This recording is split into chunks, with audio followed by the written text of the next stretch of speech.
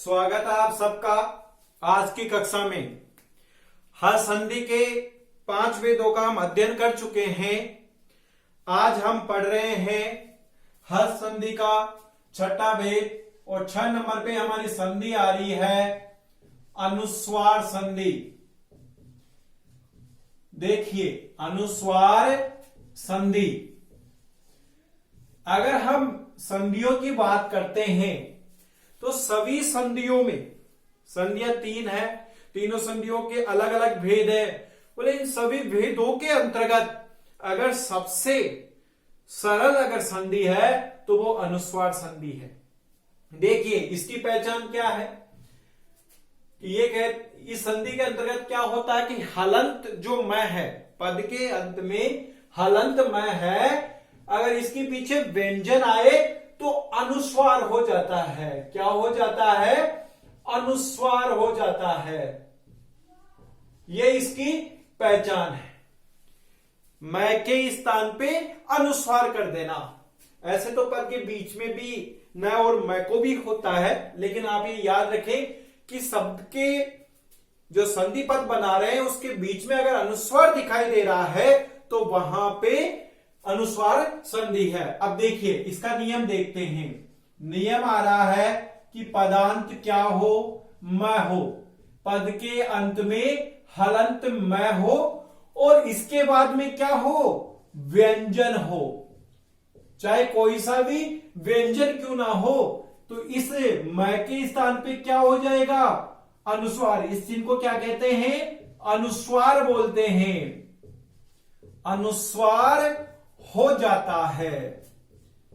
अनुस्वार हो जाता है। देखिए एक बार वापिस इसको समझिए। अनुस्वार संधि क्या कह रही है? अनुस्वार संधि का तात्पर्य हो गया कि पद के अंत में हलंत जो मैं है इसके स्थान पे अनुस्वार हो जाएगा। कब होगा? जब पीछे कोई भी व्यंजन वर्ण आएगा। तो देखिए उदाहरणों से हम समझते हैं। देखिए हमारा पहला उदाहरण आ रहा है हरिम प्लस वंदे। अब देखिए हरिम पद के अंत में है, बीच में नहीं आ रहा, पूरा शब्द है हरिम, उसके बाद में आ रहा ना। तो हरिम आगे क्या आ रहा है? वा आ रहा है, व्यंजन है। तो इस मैं के स्थान पे क्या हो जाएगा? अनुस्वार हो जाएगा। तो अनुस्वार कैसे करेंगे? मैं की जगह पे अनुस्वार कर दीजिए, हरिम वंदे। इस प्रकार से हमारा संधि पद बन गया। अगर आपके पास में ऐसा लिखा हुआ जाए, बीच में प्लस नहीं हो, हरिम प्लस वंदे, और आपसे बोले बताइए इसमें क्या होगा, तो देखिए यहां पे फिर संधि विच्छेद होगा। और संधि विच्छेद में क्या हो जाएगा? ये अनुस्वार है, इसकी जगह पे वापिस नीचे हलंत मैं कर दीजिए और हरिम प्लस वंदे। इस प्रकार से हमारा संधि विच्छेद हो जाएगा। अगर हरिम प्लस वंदे आ रहा है तो ये स्थिति बनानी है, और अगर ये स्थिति आ रही है तो संधि विग्रह करना है इसका। देखिए दूसरा उदाहरण देखते हैं हम। ग्रामम ग्रामम गच्छ। ग्रामम गच्छ, यही देख लेते हैं। देखिए मैं ग्राम शब्द है, पीछे में हलंत आ रहा है। आप तो ये याद रखो हलंत में आए और पीछे अगर व्यंजन आए तो इसको हमें अनुस्वार बनाना है। तो क्या हो जाएगा? इधर जो व्यंजन है ना इसके ऊपर अनुस्वार बना देना है। तो क्या हो गया?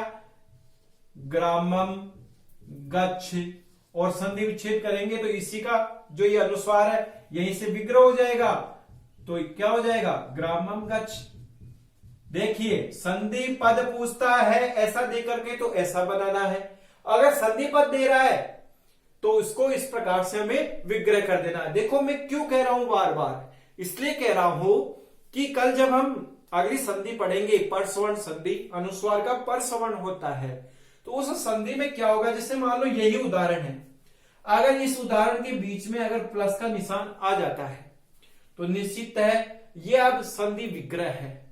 अब इसको हमें संधि पद बनाना है, तो इस अनुस्वार के स्थान पे पीछे जो वर्ण आ रहा ना ये गए, इसका पंचम वर्ण हो जाएगा। ये स्थिति बनेगी। इसलिए कह रहा हूं कि प्लस नहीं आए और अगर ये स्थिति आए तो वापिस नीचे कर देना है। अभी आप जो हम कल परसों पढ़ेंगे वो कल ही बात करेंगे। अभी केवल आप यहां पे अनुस्वार संधि में ही ध्यान दीजिए। देखो अगला उदाहरण देखते हैं। गृहम प्लस गच्छति क्या हो जाएगा, मैं हलंत है तो वही अनुस्वार हमें कर देना है। गृहम गच्छति हमारा संधि पद बना, संधि विच्छेद कर रहे हैं तो वही मैं नीचे आ जाएगा। ऐसे ही अगला उदाहरण देखते हैं। दुखम प्लस प्राप्नोति, देखिए प्र आगे व्यंजन आ रहा है, मैं हलंत यहां आ रहा है तो मैं का क्या हो जाएगा, अनुस्वार हो जाएगा और हमारा संधि पद बन गया दुखम प्राप्नोति। इस प्रकार से हमारा संधि पद हो गया है। अगर हमें संधि विच्छेद पूछता है तो अनुस्वार के स्थान पे वापिस हलंत में कर दीजिएगा, इस प्रकार से हो जाएगा। अब देखिए अगला उदाहरण आप लोग बनाइए, मैं लिख देता हूं कुछ उदाहरण। त्वम प्लस पठसि अहम प्लस धावामि। त्वम प्लस पठसि अहम प्लस धावामि। एक उदाहरण सत्यम प्लस वद। एक और देख लेते हैं, जो भी इंपॉर्टेंट उदाहरण है वो सबके सब हमारे यहां पे आ जाते हैं। देखिए अहम प्लस धावामि, त्वम प्लस पठसि, सत्यम प्लस वद, रामम प्लस गच्छ। अब देखिए क्या होगा अगर हम देखते हैं इन उदाहरणों को, तो देखिए यहां पे हलंत में आ रहा है, आगे व्यंजन आ रहा है, तो इस हलंत में के स्थान पे क्या हो जाएगा, अनुस्वार हो जाएगा। त्वम पठसि सीधा सीधा रूप बन गया। अगर ऐसा उदाहरण आ रहा है, संधि विच्छेद पूछ रहा है, तो अनुस्वार के स्थान पे हमें वापिस हलंत में कर देना है, अगर बीच में प्लस नहीं आ रहा हो तो।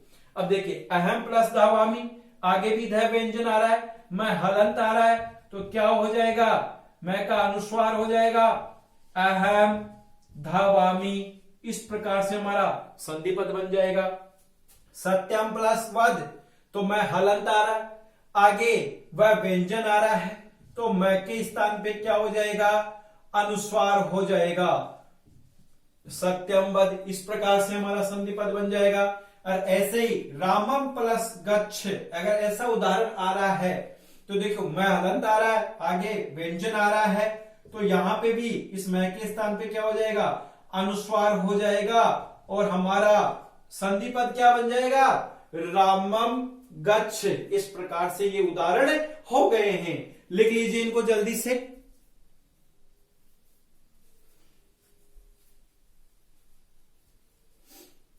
देखिए वास्तविकता में अगर हम देखते हैं इस अनुस्वार संधि को, तो हमारी जो माध्यमिक शिक्षा बोर्ड कक्षा 10 की पाठ्य पुस्तक है संस्कृत की, उसमें अनुस्वार संधि का जो वर्णन है ना वो इतना ही दे रखा है। उसमें पद के बीच में न और मैं हो और आगे झल वर्ण अर्थात वर्ग का पहला दूसरा तीसरा चौथा वर्ण हो, है हो या तीनों स हो, तो भी न और मैं को अनुस्वार हो जाता है। और उदाहरण आता है वहां पे पयान प्लस सी पयांसी बनता है, यसान प्लस सी यसांसी बनता है, नम प्लस सेती नंसेती बनता है। यानी कि न पद के बीच में न या मैं हो उसको भी अनुस्वार हो जाता है। कब होता है, जब आगे वर्ग का पहला दूसरा तीसरा चौथा वर्ण हो या तीनों स हो या है वर्ण हो, तब होता है। एक नियम ये भी है, लेकिन हमारे रीट में माध्यमिक शिक्षा बोर्ड में भी इस नियम को नहीं दे रखा है, वो इतना महत्वपूर्ण नहीं है, इसलिए मैं भी उसको यहां नहीं बता रहा हूं। लेकिन फिर भी अगर हम चाहें तो एक संक्षिप्त रूप से ये कह सकते हैं कि पद के बीच में, पद के मध्य में क्या हो, न या ये हलंत मैं हो और पीछे क्या हो, वर्ग का, देखो पहला, दूसरा, तीसरा, चौथा वर्ण हो या फिर तीनों स हो या क्या हो, है हो तो भी क्या हो जाता है, अनुस्वार हो जाता है। और उदाहरणों में हम क्या लिए थे, देखिए उदाहरण आ रहा है, पयान प्लस सी क्या बन जाएगा, पयांसी बन जाएगा। देखो अनुस्वार हो गया ना। ऐसे ही दूसरा उदाहरण आ रहा है, यसान प्लस सी, तो क्या बन जाएगा इसका, यसांसी बन जाएगा। और ऐसे ही एक मैं को भी देख लेते हैं, मैं वाला उदाहरण भी, नम प्लस सैती, तो क्या बन जाएगा यहां पे, नन सेती बन जाएगा। अब देखिए आप चाहो तो इस नियम को लिख सकते हैं और आप चाहो तो रहने भी दे सकते हैं, क्योंकि यह नियम इतना महत्वपूर्ण नहीं है रीड की दृष्टि में। अगर आप लिखना चाहते हो इस नियम को तो थोड़ा मैं अच्छे से लिख देता हूं।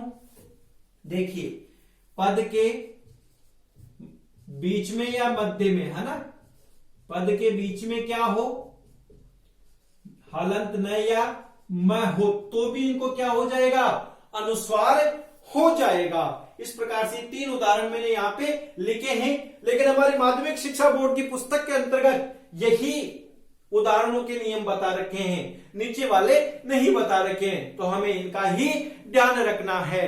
लिखिए इनको जल्दी से, नीचे वाला नियम भी लिख सकते हैं। पद के बीच में न या मैं हो, हलंत और आगे वर्ग का पहला, दूसरा, तीसरा, चौथा वर्ण हो या तीनों स हो या है हो, तो भी न और मैं को अनुस्वार हो जाता है। जैसे पयान प्लस सी पयांसी, यसान प्लस सी यसांसी और नम प्लस सेती नन सेती, ये रूप बनता है। तो देखिएगा हमारी अनुस्वार संधि, एक बार मैं पुनः इसको दोहरा रहा हूं। अगर हलंत मैं हो, पदांत हलंत मैं हो और आगे व्यंजन हो तो मैं के स्थान पे अनुस्वार हो जाएगा। अब आप किसी भी उदाहरण में देख लीजिए, हलंत मैं आए, पद के बाद, देखो ग्रामन पद हो गया ना, पद के बाद हलंत मैं आए और पीछे अगर कोई सा भी व्यंजन आए तो इस मैं के स्थान पे आपको क्या कर देना है, अनुस्वार कर देना है। इस प्रकार से हमारी अनुस्वार संधि हो गई है और कल हम परस्वर संधि को पढ़ेंगे। धन्यवाद।